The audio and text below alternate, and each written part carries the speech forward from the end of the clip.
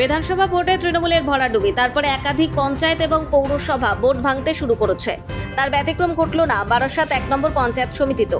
বারাসাত 1 নম্বর পঞ্চায়েত সমিতি শিক্ষা, সংস্কৃতি ও ক্রিয়া কর্মাধ্যক্ষ পদ থেকে ইস্তফা দিলেন শঙ্খ চ্যাটার্জি। ক্ষোভ উগরে দিলেন সরকারের বিরুদ্ধে। পাশাপাশি পঞ্চায়েত প্রধানের বিরুদ্ধেও সরাসরি ক্ষোভ উগরে না দিয়ে আকার ইঙ্গিতে বুঝিয়ে দিয়েছেন তিনি কাজ করতে পারছিলেন না এই বোর্ডের অন্তর থেকে।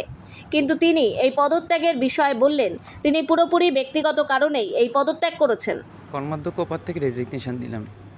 আপনারা দেখে থাকবেন যে প্রায় 2 বছর ধরে আমি আমার নিজের ব্যক্তিগত কাজ আছে এবং আপনারা সবাই জানেন আমি আধ্যাত্মিক ব্যাপারের সাথে যুক্ত থাকি। বাড়িতে দীর্ঘদিন ধরে লোকজন যাতায়াত করে, সেই ক্ষেত্রে আমি একটু অ্যালুপি ছিলাম এবং কিছু ভুঁইফোর ব্যাপার তো থাকে যে যারা হঠাৎ রাতারাতি মাথা তুলে উঠে অনেকটা দলের সামনের সারিতে চলে আসে, সেই ক্ষেত্রে শিক্ষাগত যোগ্যতা বা আমি এমনও লোককে দেখেছি যে হ্যাপি নিউ ইয়ার বলছে হ্যাপি নিউ ওয়ার, আর সেই ক্ষেত্রে ইংলিশে যে নোটিশগুলো আসে সেগুলো ভালো করে সার্ভ করতে পারে না বা পড়তে পারে না। আর সেই জায়গায় দাঁড়িয়ে একটা শিক্ষার কর্মাধ্যক্ষ হয়ে আপনারা সাক্ষী আছেন, আমি স্কুল টু স্কুল ভিজিট করতাম।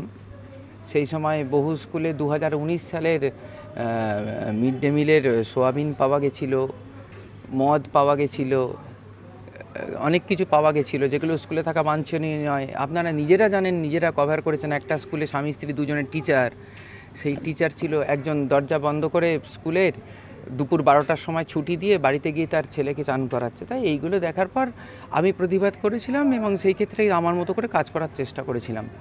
2 নম্বর কথা হচ্ছে, আমি যেখান থেকে নির্বাচিত হয়েছি সেই ক্ষেত্রে আমি সেখানে স্বাধীনভাবে কাজ করার জন্য বহু ক্ষেত্রে বাধার সম্মুখীন হয়েছি এবং সেই ক্ষেত্রে আমার যেটা মনে হয় যে আমি কোনোদিন ধর্ম বা ধর্মাধর্মে ভেদ করিনি।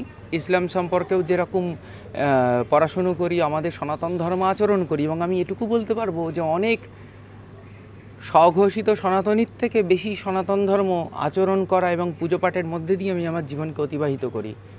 সেই ক্ষেত্রে কোনো অধর্মর সাথে সাধর্মে নিধনম শ্রেয় পরধর্মে ভয়াবহ, শ্রীমদ্ ভগবদ্গীতায় ভগবান বলছেন।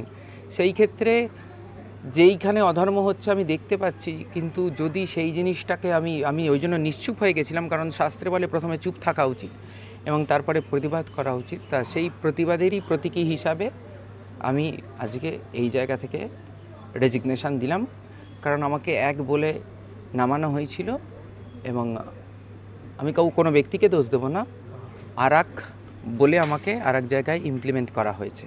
তাই কি আপনাকে বাধ্য করা হলো?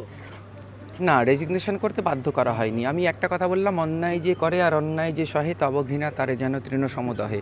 এতদিন পরে কেন?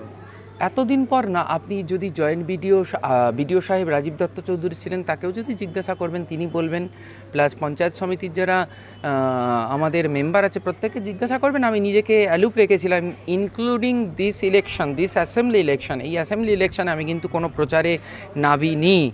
তার কারণ হচ্ছে আমাদের কাছে প্রত্যেক দিন 200 থেকে 400 মানুষ ভিজিট করে। আমরা মানুষের পালস বুঝি যে কোনটা সঠিক হচ্ছে আর কোনটা বেঠিক হচ্ছে। সেই ক্ষেত্রে নিজেকে সরিয়ে রেখে, সেটাও তো একটা প্রতীকী। একটা ব্লকের কর্মাধ্যক্ষ যখন একটা ইলেকশানে নামছে না, সেই ক্ষেত্রে এটা তো প্রতীকী হয় যে অবশ্যই আমি এদের কর্মকাণ্ডে খুশি ছিলাম না, সেই কারণে আমি নামিনি।